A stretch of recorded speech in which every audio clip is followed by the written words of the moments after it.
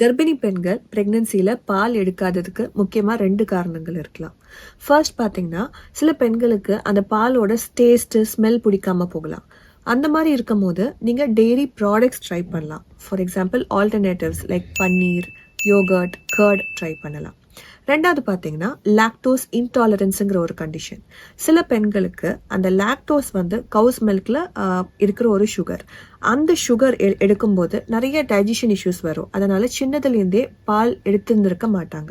So இந்த மாதிரி பெண்கள் என்ன மாதிரியான கால்சியம் சப்ளிமெண்ட்ஸ் எடுக்க முடியும் ப்ரெக்னென்சியில் உணவுகள் மூலியமானு பார்த்தீங்கன்னா, ஃபர்ஸ்ட் பார்த்தீங்கன்னா ஃபிஷ், எக், நிறைய பச்சை காய்கறிகள், ஸ்பினச், தால் வெரைட்டிஸ், வெல்லம் இதிலலாம் இருக்குது.